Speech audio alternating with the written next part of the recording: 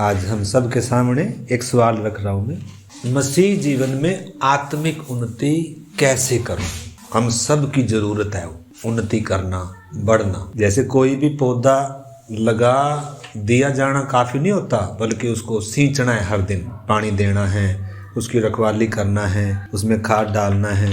कोई उसमें कीड़ा लग गया तो उसमें कीटनाशक डालना है। या हम अपने आत्मिक जीवन में कैसे आत्मिक उन्नति करें?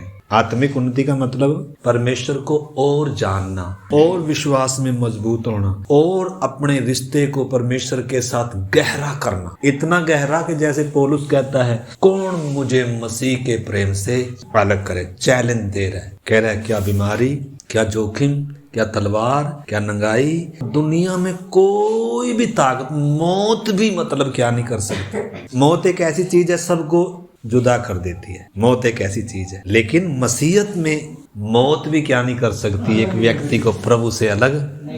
प्रभु ने कहा जो मुझ पर विश्वास करता है वो मृत्यु के पार हो चुका है। जो मुझ पर विश्वास करता है वो कभी नहीं मरेगा।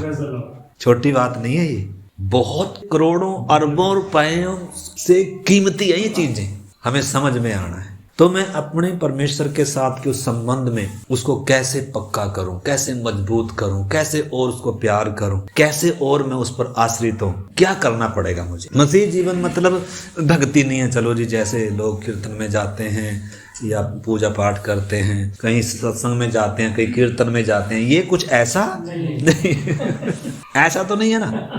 नहीं मतलब रिवाज नहीं करते, हम भक्ति नहीं करते। अगर करते हैं तो इसको छोड़ना है। हमने परमेश्वर के साथ अपना रिश्ता क्या करना है? परमेश्वर ने जब इंसान को बनाया अपने साथ चलने के लिए बनाया। परमेश्वर के साथ चलने में जो आनंद है, जो खुशी है, जो धन्य और ऊंचा सौभाग्य, वो कूड़े कबाड़ में नहीं है। संसार पाप में सुख भोग रही है क्योंकि उनके पास असली आनंद नहीं है। नकली लोग क्यों पी रहे हैं? क्योंकि असली नहीं है, परंतु सच्ची शांति प्रभु के पास है। उसकी उपस्थिति में आनंद की भरपूरी है। प्रभु हमारे ऊपर कोई जुआ नहीं रखता कभी भी, बल्कि जिनके ऊपर मौत का, पाप का, बोझ का, चिंताओं का जुआ शैतान ने रख कर और विनाश की ओर लेकर जा रहा था, जो थके थे, मांदे थे, भक्ति कर करके थक गए, कीर्तन कर करके थक गए, पूजा पाठ कर करके थक गए, बहुत से दबे हैं, उनको प्रभु कह रहे, बहुत से थके मांदे लोगों मेरे पास आओ, मैं तुम्हें क्या करूंगा? विश्राम दूंगा। मतलब प्रभु कभी भी हमारे ऊपर बोझ लादने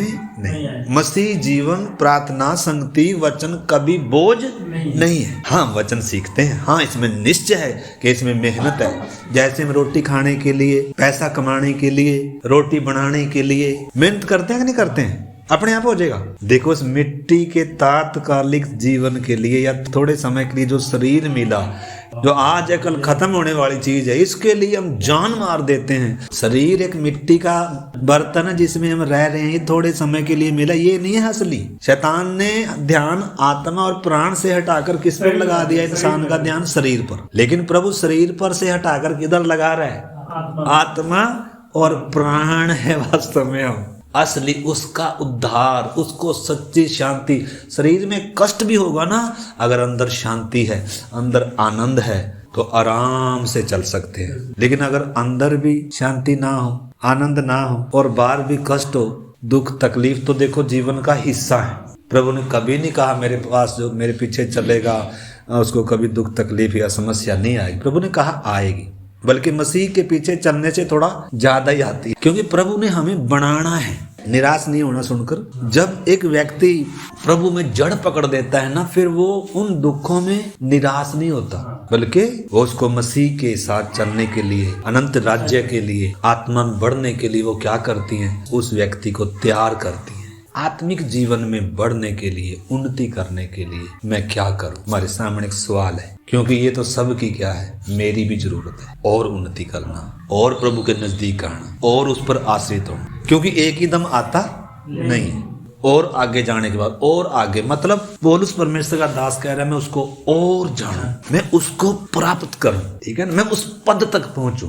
दौड़ खत्म नहीं। जब तक हम धरती पे हैं तब तक किसमें हैं? पतरस कह रहा है अपने आप को परदेसी और यात्री जानकर उन सांसारिक अभिलाषाओं से बचे रहो जो आत्मा से क्या करती हैं, युद्ध। यानी कि हम यात्री हैं, धरती पर हम यात्री हैं, हम सफर में हैं, ये हमारा घर नहीं है, हम यात्री हैं, मुसाफिर हैं। जैसे हम ट्रेन में कहीं जाते हैं तो ट्रेन में घर बना लेते हैं, ट्रेन में जाते हैं तो ट्रेन को अपना बना, ना जी वो तो मेरा ही है, अरे भाई दूसरे को भी सीट देते, कोई बात नहीं, थोड़ी देर के लिए हम, वो भी परदेसी और मैं भी परदेसी हूँ, हमारा घर ये नहीं है, हमारा घर किधर है, अभी आप गए थे बनारस में था, ट्रेन छोड़ दी नहीं, क्यों, थोड़े समय के लिए थी। ऐसे ही हमारा ये जीवन वास्तव में थोड़े समय के, जब उधर जाएंगे ना वो, फिर बैठ ये सोच तेरा भला हो जाए। हमने तो अपने जीवन को व्यर्थ बातों में क्या, हम तो ट्रेन के लिए लड़ मर रहे थे, हम तो थोड़े समय के लिए बैठने का सफर करना था और हम तो उसी के लिए लड़ मरे, उसी में हम तो बैठे थे आराम से। यही है मतलब दुनिया में सफर में है तो यात्री हैं जिनको अपना लक्ष्य मालूम है। आपको मालूम है ट्रेन में बहुत बार वो भी चढ़ जाते हैं, इसको देखा उसको देखा, मजा है यार, तो चढ़ते हैं, जाना कहाँ है कोई पता नहीं, उनके जीवन का कोई लक्ष्य नहीं है। लेकिन कुछ ऐसे होते हैं जिनको मालूम है मैंने इधर से दिल्ली जाना है या बनारस में जाना है, तो क्या करेंगे, अपना बैग पैक करेंगे, पूरी तैयारी करेंगे, टिकट लेंगे और गाड़ी में आराम से बैठ जाएंगे। आपको मालूम है थोड़े समय के लिए या 2 दिन का सफर हो, 1 दिन का हो, मेरी मंजिल ट्रेन नहीं है बल्कि मेरी मंजिल कहाँ है, मैंने कहाँ जाना है, रास्ते में ट्रेन रुकेगी उतरेंगे। जिसका कोई लक्ष्य नहीं होगा तो चलो यार ये सही नहीं, दूसरी में चलते हैं, दूसरी ने जाना होगा किधर, इसलिए लिखा है, पतरस कह रहा है शैतान चारों तरफ क्या कर रहा है, घूम रहा है फंसाने के लिए, इसका ट्रैक चेंज कर दूं। चढ़ा था तो किधर के लिए, बनारस के लिए, रास्ते में उतार कर ये बढ़िया भाई इसमें बैठ जा, तो बनारस के सीधा उल्टी दिशा में जा रही है, पता ही कब लगेगा जब स्टेशन। मेरा कहने का मतलब है अगर हमें हमारा लक्ष्य मालूम नहीं है, मुझे जाना किधर है, मुझे करना क्या है, उसको देखकर बपतिस्मा ले लिया या उसको देखकर संगति में आ गए, उसको देखकर वचन पढ़ने लग गया, ना, ये मतलब क्या नहीं है। सही मुझे मालूम होना चाहिए मैं इस वचन को क्यों पढ़ता हूँ या इस वचन को मैंने क्यों पढ़ना है, ठीक है ना। मुझे मालूम होना चाहिए मैंने यीशु मसीह पर क्यों विश्वास किया, मैं यीशु मसीह के पीछे क्यों चलता हूँ। मतलब ये हमें हर एक विश्वासी को अगर मालूम नहीं है तो फिर कौन सी ट्रेन में बैठे हुए, हमारे जीवन का कोई लक्ष्य नहीं है, कभी इसमें बैठ गए कभी इसमें बैठ गए, तब तक बैठ रहे हैं जब तक टीटी आएगा। तो सबसे पहली बात, मुझे अगर प्रभु में और आत्मिक उन्नति करनी है, मेरा विश्वास बढ़ना है, मेरा प्रभु पर भरोसा बढ़ना है, मुझे और आत्मिक उन्नति करना है, परमेश्वर के साथ का संबंध मेरा और गहरा होना है, उसके लिए मुझे क्या करना है, पहला कदम आत्मिक उन्नति के लिए, परमेश्वर के साथ संबंध गहरा करने के लिए प्रार्थना का जीवन। बिना प्रार्थना के मतलब परमेश्वर के साथ हम अपने रिश्ते को, अपने संबंध को क्या नहीं कर सकते, मजबूत किसी भी दशा में नहीं कर सकते। दूसरे ने हमारे लिए प्रार्थना नहीं करनी, हाँ दूसरे हमारे लिए प्रार्थना करते हैं, सेवक लोग हमारे लिए प्रार्थना करते हैं, तो एक दूसरे के लिए हम प्रार्थना करते हैं, परंतु मैंने जब परमेश्वर से अपना रिश्ता गहरा करना है, मैंने जब अपने आत्मिक जीवन में उन्नति करनी है, तो मुझे क्या करना पड़ेगा, प्रार्थना का जीवन। अगर मेरे जीवन में प्रार्थना नहीं होगी तो मतलब कभी भी ये सोचना ही मूर्खता है कि मैं आत्मिक जीवन में ग्रो कर लूंगा, मैं परमेश्वर के और उसके नजदीक गहरे संबंध में आ जाऊंगा, हो ही नहीं सकता। क्योंकि कुछ चीजें ऐसी हैं जो बिना प्रार्थना के नहीं हो। यीशु ने प्रार्थना के जीवन पर जोर दिया, यीशु का स्वयं प्रार्थना का जीवन था। तो मतलब प्रार्थना का हमने क्या करना पड़ेगा, अपने जीवन में बहुत जरूरी समझना पड़ेगा कि मुझे प्रार्थना करना है प्रभु के साथ। भक्ति नहीं, रिवाज नहीं, मजबूरी नहीं, परंतु मेरे अंदर से मुझे ऐसा मन आ, मतलब मेरे जीवन का लक्ष्य अगर मुझे मालूम है, अगर लक्ष्यहीन है, अगर हमें मालूम ही नहीं हम धरती पर क्यों हैं, हम कहाँ जा रहे हैं, तो फिर तो खाएंगे पिएंगे। तो आत्मिक उन्नति के लिए अति जरूरी है प्रार्थना का जीवन। पिछले दिनों में काफी कुछ बातें प्रार्थना के विषय में सीखी थी। प्रार्थना न करना आलसी सुस्त जीवन की निशानी है, प्रार्थना न करना आत्महत्या करना है, प्रार्थना न करना परमेश्वर के साथ रिश्ता तोड़ लेना है, प्रार्थना न करना परमेश्वर मुझे तेरी जरूरत नहीं है, यही तो हुआ। और प्रार्थना करने का मतलब प्रभु मुझ पर दया कर, मुझसे बात कर। प्रभु मतलब परमेश्वर के सामने वार्तालाप है, परमेश्वर से बातचीत है, परमेश्वर से संबंध है, परमेश्वर से और रिश्ता गहरा करना है परमेश्वर के साथ। तो अगर हम प्रार्थना नहीं करते इन्हीं दिनों, मतलब हमें ये समझना पड़ेगा, बिना प्रार्थना के मेरा विश्वास नहीं बढ़ेगा, मेरी आत्मिक उन्नति नहीं होगी, परमेश्वर के साथ मेरा रिश्ता गहरा हो नहीं सकता। दूसरे की प्रार्थना काम नहीं करेगी, मुझे प्रार्थना आत्मिक जीवन की हम सीख रहे थे। श्वास है, श्वास कभी कभी लेते हैं या मजबूरी से लेते हैं। श्वास लेने में दिक्कत किन लोगों को होती है? जिनको बेचारों को श्वास की बीमारी होती है। अभी सर्दियों में बहुत मुश्किल होगी कईयों को। क्यों? क्योंकि उनका स्वास्थ्य ठीक नहीं है, उनको कोई रोग लगा हुआ है, उनको कोई बीमारी है। सांस जो एक इंसान की सबसे जरूरी चीज है उसको जिंदा रहने के लिए, अगर ये सांस नहीं ली जा रही तो इसको जरूर कोई ना कोई क्या है, बीमारी है।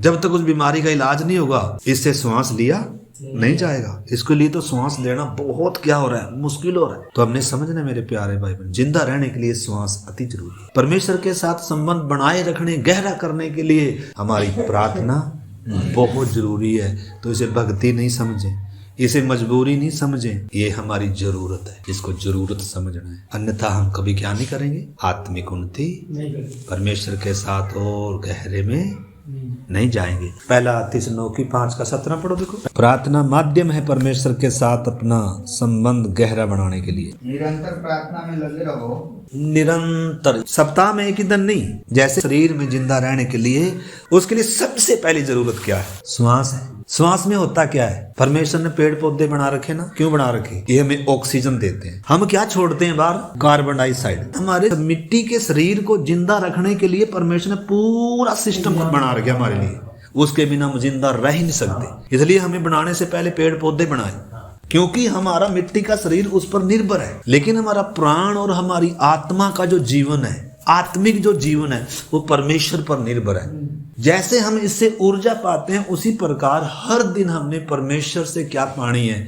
ऊर्जा पानी है, शांति पानी। प्रार्थना एक माध्यम है। प्रार्थना सिर्फ अपनी जरूरतें बनी है कि दुकान पर जैसे जाते हैं, ये दे दे, वो दे दे, ये दे दे, ये नहीं है। बल्कि परमेश्वर से बातचीत करना, संबंध में आना और निरंतर प्रार्थना करना। यीशु ने उस विधवा का उदाहरण दिया, लूका 18:1। फिर उसने इसके विषय में कि नित्य प्रार्थना करना और याद न छोड़ना चाहिए, उसने यह दृष्टांत कहा। प्रार्थना का विषय सिखा रहा है प्रभु कि प्रार्थना करने में हमने ही याद नहीं छोड़ना चाहिए।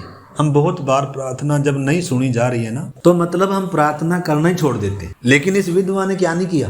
अरे हमारा तो जीवता परमेश्वर है, न्यायी है, वो प्रार्थना का उत्तर देने वाला है, इसका तो कोई उम्मीद भी नहीं है ये कि मेरी प्रार्थना सुनेगा। लेकिन फिर भी वो विधवा बेचारी क्या कर रही है? उसकी नाक में दम कर दिया। यीशु ऐसी सिखा रहा है कि हमें भी प्रार्थना करने में ही आप नहीं छोड़ना चाहिए। प्रार्थना मतलब मेरी बीमारी नहीं जा रही तो भी मैं प्रार्थना करूंगा, मेरे जीवन की समस्या ऐसे के ऐसे खड़ी हुई है तो भी मैं प्रार्थना करूंगा, मेरे जीवन में मतलब बहुत सारी बातें होंगी, ही आप नहीं छोड़ूंगी, मैं हर दिन जाऊंगी। और एक दिन उसकी प्रार्थना सुनी गई कि नहीं? ऐसे प्रभु ने कहा, अगर ये अधर्मी न्यायी उस विधवा के बारे में उसका न्याय चुका सकता है, उसकी प्रार्थना सुन सकता है, तो तुम्हारा स्वर्गीय पिता उनकी प्रार्थना क्यों नहीं सुनेगा जो दिन रात उसकी क्या करते हैं? तो प्रार्थना करना क्या भी है? दुहाई देना, प्रभु मुझ पर दया कर, मेरी मदद कर, से बात कर, मेरे जीवन में काम कर, प्रभु मुझे तेरी जरूरत है, प्रभु तेरे बिना मैं नहीं चल पाऊंगा। इसलिए प्रभु ने कहा, जो मांगता है, जो खटखटाता है, जो प्यासा है, जो भूखा है, उन्हीं के लिए रखी हुई कुछ बातें। अगर प्यासे नहीं है, अगर भूखे नहीं है, अगर ढूंढते नहीं है, अगर खटखटाते नहीं है, तो हमारे लिए वो कभी खुलेंगी? अगर मुझे जरूरत है, मैं पड़ोसी के पास जाऊंगा, भाई मुझे ये जरूरत है, मांगेंगे नहीं मांगेंगे? अगर यहीं बैठा हूँ, यहाँ वो दे देगा आके, उसको क्या पता इसको क्या जरूरत है? लूका 11 में प्रभु ने क्या बताया कि एक व्यक्ति का कोई मित्र आ गया और उसके आगे रखने के लिए उसके पास कुछ नहीं था, रात हो गई थी। उसने क्या किया, अपने पड़ोसी के पास गया और उसको क्या कह रहा, अभी मेरे पास मित्र आया है और उसके आगे धरने के लिए मेरे पास कुछ नहीं है, और तुम उस पर क्या कर, दरवाजा खटखटा रहा है, उठ कर और मुझे क्या दे, उसके आगे कुछ रखने के लिए मुझे दे दे। मतलब वो सोच सकता था, रात हो रही यार, क्या करें, मेरे पास होता दे देता, मैं क्या करूं, चलो भाई मेरे पास कुछ नहीं है, चल सो जा ना। उसने क्या सोचा, रात का समय है, उठकर पड़ोसी के घर जा रहा है, खटखटा रहा है, उसने आवाज दिया, भाई अब तो मैं क्या हो गया, आ गया उसी समय। मतलब जिस चीज की हमें जरूरत है ना, देखो बच्चा कई बार क्या करता है, जो उसके स्कूल में या खेलने के लिए उस चीज को जरूरी समझता है ना, वो माँ पे पापा पर जिद करता है। एक बार नहीं, 2 बार नहीं, 3 बार नहीं, 10 बार नहीं, 50 बार बोलेगा, जिद करता है कि नहीं करता है? कितनी बार करते हैं, याद ले जा पढ़ना है। लिखा तुम बुरे होकर अपने बच्चों को अच्छी वस्तु में देना जानते हो, तो क्या तुम्हारा स्वर्गीय पिता तुम्हारे मांगने से अच्छी वस्तुएं पवित्र आत्मा क्यों नहीं देगा? देगा नहीं क्या? लेकिन क्यों नहीं देता हमें? इसको जरूरत नहीं है, वैसे ड्रामा कर रहा है। कई बार प्रभु देखता है, जैसे हम अपने बच्चों को देखते हैं ना, तो ऐसा ले पाएगा ऐसा कुछ, क्योंकि उसको मालूम ही नहीं है मेरी जरूरत क्या है। तो आज सबसे पहली बात जो मैंने और आपने जाननी है, मेरी सबसे पहली जरूरत क्या है? आत्मिक तौर पर मुझे बढ़ना है। तो श्वास कब कब लेते हैं? हर मिनट। इधर लिखा है निरंतर प्रार्थना। यीशु ने कहा प्रार्थना, नित्य प्रार्थना करने में क्या नहीं छोड़ना। तो अगर मुझे और आपको परमेश्वर के साथ अपना रिश्ता गहरा करना है, तो बिना प्रार्थना के असंभव है। पास्टर की प्रार्थना से बात नहीं, मुझे और आपको अनुशासन डालना पड़ेगा। हर दिन सुबह उठकर सबसे पहले प्रार्थना करना, निरंतर प्रार्थना करना, दिन में भी बार बार, मतलब प्रार्थना में परमेश्वर से क्या रहें, धन्यवाद करते रहें, प्रार्थना करते रहें, प्रभु मेरी सहायता कर, प्रभु मुझे बुद्धि दे। कितनी बातें हैं मांगने की, कितने निर्बल हैं हम, कितने कमजोर हैं हम। हमें परमेश्वर की जरूरत है, हमें पवित्र आत्मा की जरूरत है, हमें प्रभु की जरूरत है। मैं अकेला हूं, मैं थक जाऊंगा। प्रभु ने कहा मेरे जुए के नीचे आ, मुझसे सीख, ठीक है ना? तो उसमें हम आए। तो सबसे पहले लिख लिया, मुझे आत्मा में बढ़ना है तो मुझे प्रार्थना का जीवन होना है, मुझे प्रार्थना करना है, रिवाज नहीं करना, मुझे हर दिन प्रभु से प्रार्थना करना है। दूसरा, बाइबल अध्ययन करना है। क्या करना?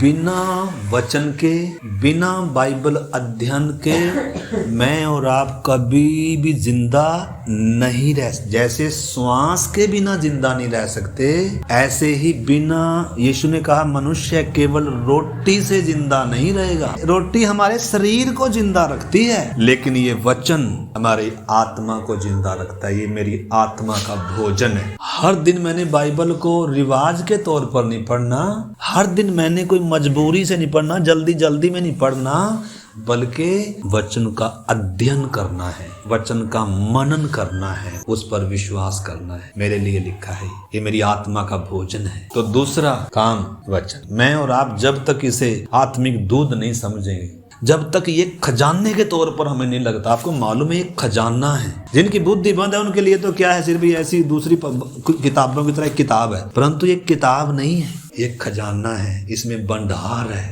ये जीवन की रोटी है, ये पाँव का दीपक और मार्ग का क्या है, उजाला है। देखो पढ़ लो भजन संहिता 119 का 105।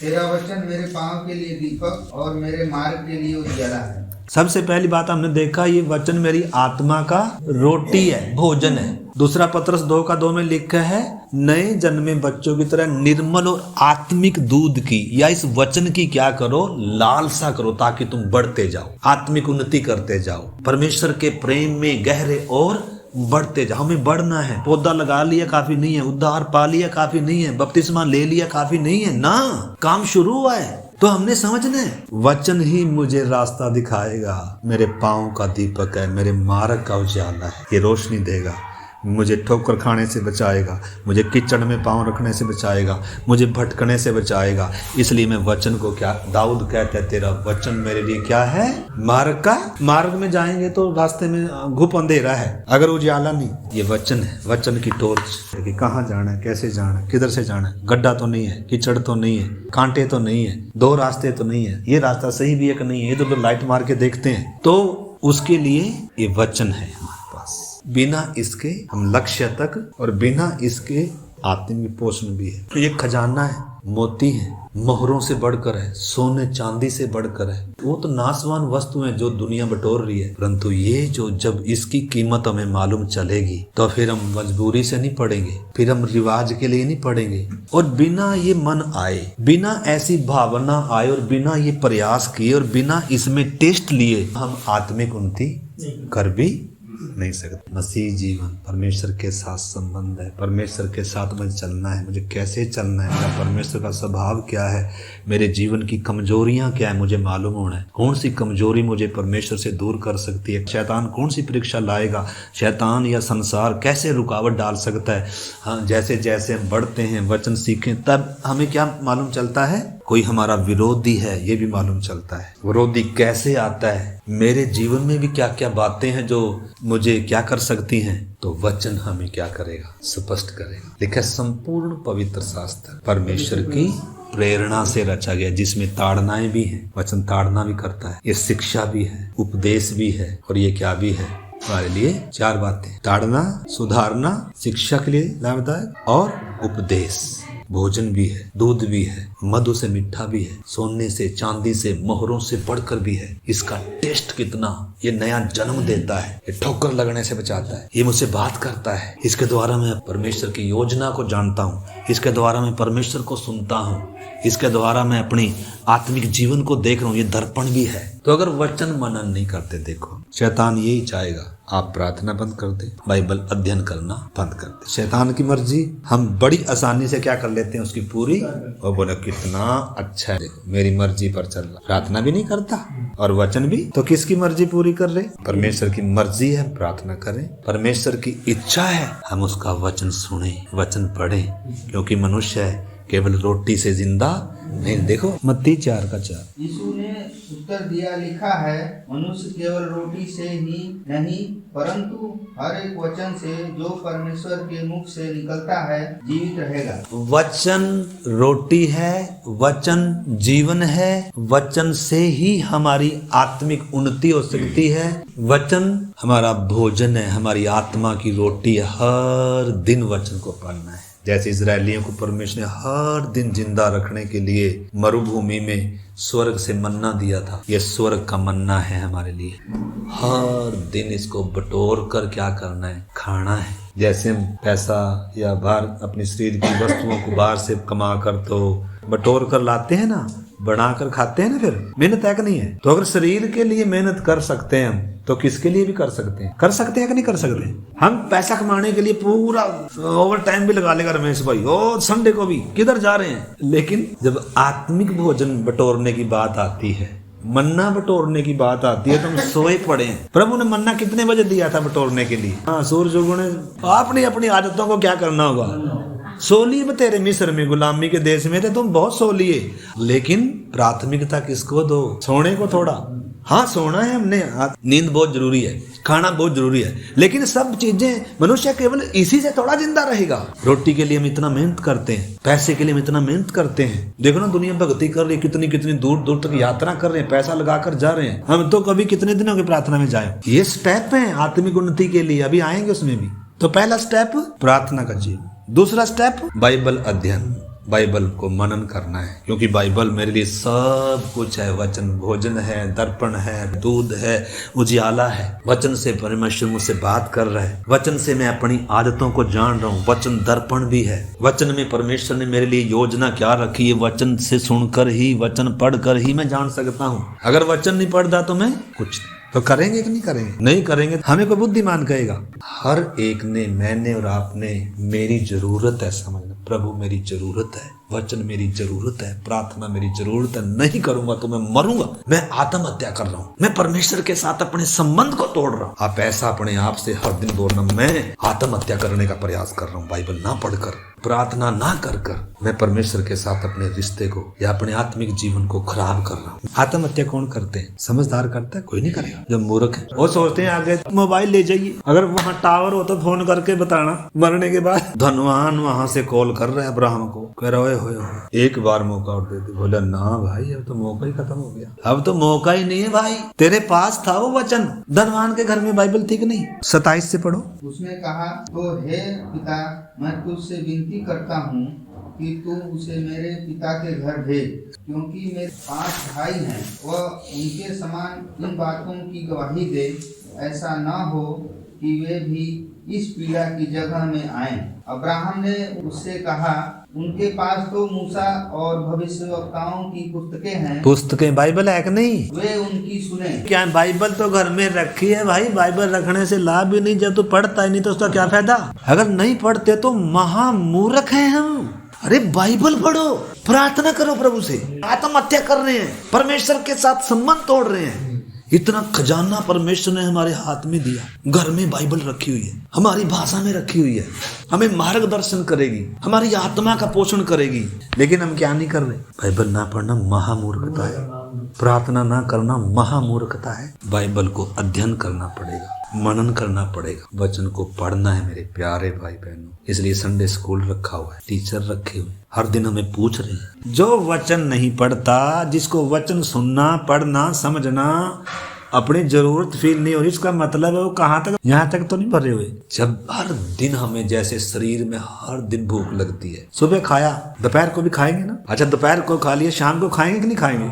उसी प्रकार हमारी आत्मिक भोजन ही हम क्या नहीं कर रहे हैं, इसलिए बल नहीं है। बल कहाँ से आएगा? वचन से। एक और बात, दो बातें हमने देखी। आत्मिक उन्नति करने के लिए मेरे जीवन में सबसे जरूरी है प्रार्थना का जीवन, बाइबल अध्ययन करना, इसको अपने हृदय में भर लेना है। तीसरी बात, आत्मिक निरीक्षण करना है हमने, मतलब अपने आप को हर दिन क्या करना है, जांचना है। अगर कोई अशुद्धता आई तो, जैसे हम घर हर दिन साफ करते हैं कि नहीं, कभी कभी करते हैं, हमारे शरीर में से भी वो गंदगी निकलती है, साफ करते हैं कि नहीं करते हैं, और हर दिन साफ करते हैं। उसी प्रकार हर दिन जब हम संसार में हैं, हमारे विचारों के द्वारा, कामों के द्वारा कहीं पाप जीवन में ना आ जाए प्रभु। गलती अगर हुई है तो हर दिन क्या करना, अपने जीवन को जांचते रहना। आज मेरा प्रार्थना करने का मन क्यों नहीं हुआ, आज मेरा वचन पढ़ने का मन क्यों नहीं है प्रभु। हर दिन अपने आप को क्या करना है, जांचना है, क्योंकि पाप का तो प्रार्थना करने का मन नहीं करेगा। मेरी मित्रता संसारिक लोगों के साथ तो नहीं है, बुरी संगति तो नहीं है, क्योंकि बुरी संगति क्या मतलब, हर दिन अपने आप को वचन के द्वारा क्या भी करते रहना है, जांचते रहना है, जांचते रहना। अगर गलती आई, अगर मेरे जीवन में कोई पाप आ गया तो क्या करना है, उसी समय क्या करना है, अपनी गलती को मानना। प्रभु मुझे क्षमा कर, शुद्ध कर, पवित्र आत्मा मेरी मदद कर, मुझे जय दे इन पापों पर, इन बातों पर, इन बुरी आदतों से मुझे छुड़ा पवित्र आत्मा, मेरी मदद कर करके हर दिन अपनी कमजोरी को परमेश्वर के सामने रखना है। प्रभु मेरी मदद कर, प्रभु मेरी सहायता कर। जो कमजोर होता है वो गिड़गिड़ाता है, वो सहायता मांगता है, वो मदद मांगता है। पहला यूहन्ना 1:9। यदि हम अपने पापों को मान लें तो वह हमारे पापों को क्षमा करने और हमें सब अधर्म से शुद्ध करने में विश्वास योग्य और धर्मी है। तो हर पाप को कहीं से भी आ सकता है, सुनने के द्वारा, देखने के द्वारा, बोलने के द्वारा। आप सफेद कपड़ा डाल के जाओ, बाजार में ना भी जाओ, घर में ही रहो तो डस्ट है, सफेद कपड़ा भी मैला हो जाता है, उसको भी साफ करना पड़ता है। हर दिन क्या करना है, हमारा काम सोशल मीडिया से रहता है, मोबाइल से रहता है, संसार से रहता है, आना जाना रहता है, कहीं न कहीं से कुछ न कुछ मैल अशुद्धता आने का क्या रहता है। हर दिन बिस्तर पर जब हम शाम को गए, हर दिन आत्म निरीक्षण करना है। प्रभु दिन भर मेरे जीवन में कहाँ से प्रभु गलती हुई, पाप आया, मैं गिरा, मुझे क्षमा कर प्रभु, मैं चल नहीं पाया, या प्रभु आज मैं इधर गिर गया, मुझे अनुग्रह दे, मुझे शुद्ध कर। जब हम सुबह उठे उस समय भी हमने क्या करना है, प्रभु से प्रार्थना करनी, प्रभु आज दिन भर मुझे तेरे पीछे चलने के लिए, तेरी इच्छा में, तेरी मर्जी में चल, मतलब ऐसे कर कर हमने क्या करना है। ये काम किए बिना, ऐसा मन रखे बिना, ऐसे प्रयास किए बिना हम क्या नहीं कर सकते हैं, आत्मिक उन्नति नहीं कर सकते। आलसी और सुस्त अगर हैं तो कंगाली भटमार के समान, डाकू के समान हम पर आ पड़ेगी। इस करके आइए प्रार्थना करें।